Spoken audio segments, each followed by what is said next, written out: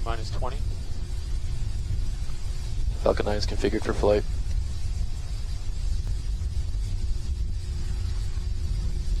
T-minus 10, 9, 8, 7, 6, 5, 4, 3, 2, 1. Liftoff. Falcon 9 is the world's first reflight of orbital-class rocket. Falcon 9, clear the tower.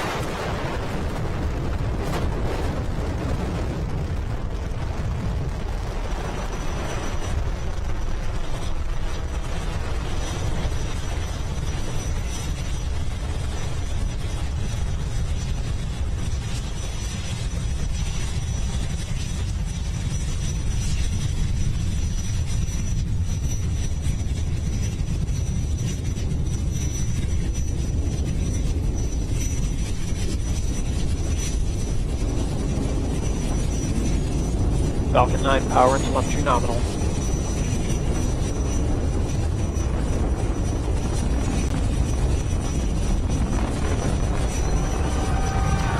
Coming up on T+1 minute into flight, a lot of cheering here in Hawthorne. We're throttling the engines down as we get ready for maximum dynamic pressure on the vehicle.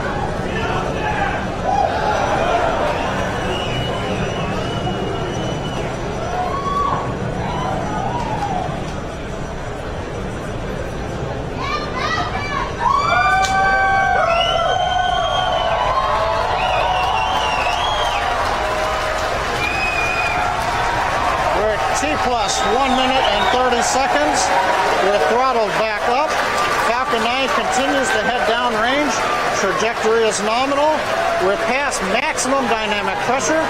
That's the portion of the flight where the velocity of the vehicle combines with the density of the atmosphere at lower altitudes to put the greatest stresses on the Falcon 9. We're through that critical phase of flight. The next major event coming up in about 35 seconds, main engine cutoff.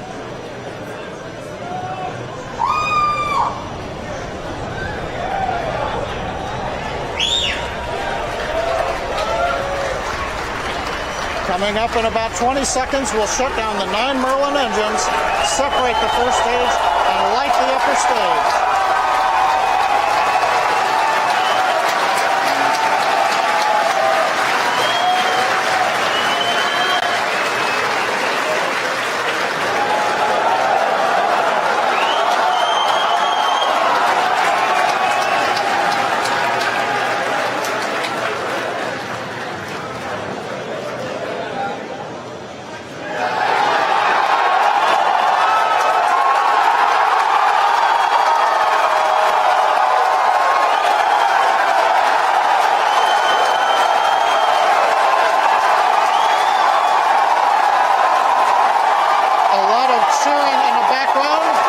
T+3 minutes and counting.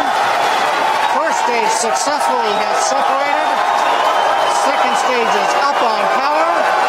Trajectory looks nominal. All systems continue to be go.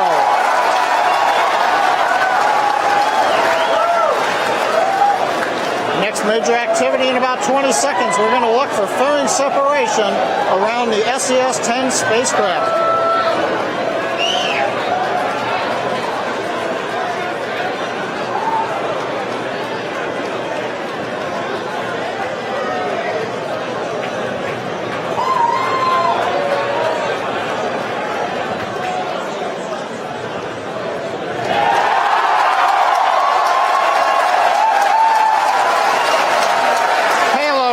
Successfully separated. The MVAC engine continues to power the upper stage into the low Earth parking orbit. Engine looks good, the trajectory looks good. We're at T+4 minutes and the flight continues to be go. So what we've had so far is a successful launch of Falcon 9 carrying SES-10. First stage has separated from second stage. That's what you see on the left-hand side of your screen. That's the first stage. Coming back down once again. This is the second time we've launched it. This is the second time we're attempting to land it on our drone ship, Of Course I Still Love You, which is in the Atlantic Ocean.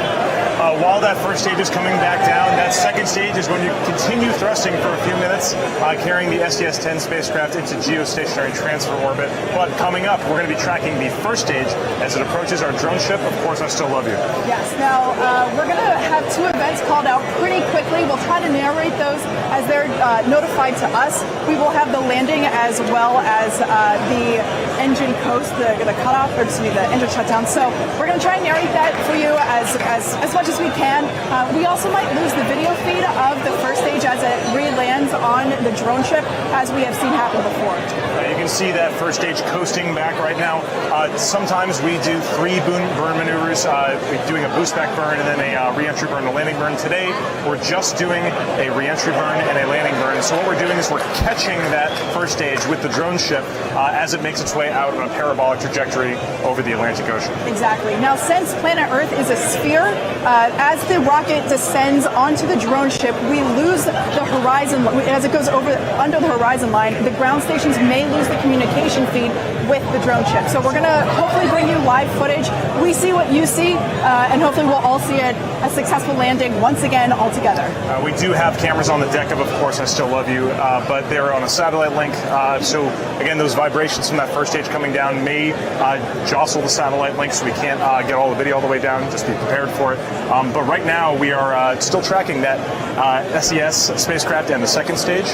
Looks like everything is going well so far. Yeah, primary mission is SES-10, and it's looking great this far. So let's go up to John I for a status update. T plus 6 minutes, 13 seconds into flight. All goes well. We're going to listen for the start of the entry burn coming up in just a few seconds.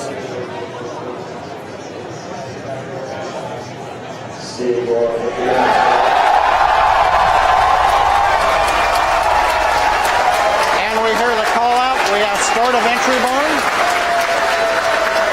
This burn will last just under 20 seconds.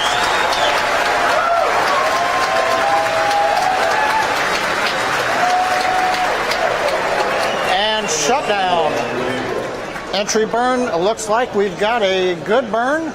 The first stage on its way back to the drone ship in the Atlantic Ocean, slowing down as it heads for the atmosphere. Second stage continues to be on target. Propulsion looks good. Everything continues to be go. It's 7 minutes and 5 seconds into flight. So we're going to go back down to the floor as we get ready for the landing of the first stage in the orbit of the second stage. As you just heard and saw, the first stage's re-entry burn has just completed. Looks like the video isn't moving right now. Like we said, we're going to have some difficulty getting video as it makes its way down underneath the horizon from our ground stations. But coming up very soon is going to be that landing burn. That's the final burn that happens just a few hundred feet off the deck of our drone ship. Of course, I Still Love You. Yeah. Now, that drone ship you see on the right-hand side of your screen, that is live footage. And like we said, it's out in the Atlantic Ocean. So we're going to try and maintain that steady feed as the rocket descends, which is just in a couple of seconds here. Like I said before, literally just 4 or 5 seconds after we have stage landing, we should have indication as to the second engine cutoff, meaning that the second stage with SES-10 is in good orbit. But right now, we're just watching our screen here, waiting to see the... Let's watch every screen.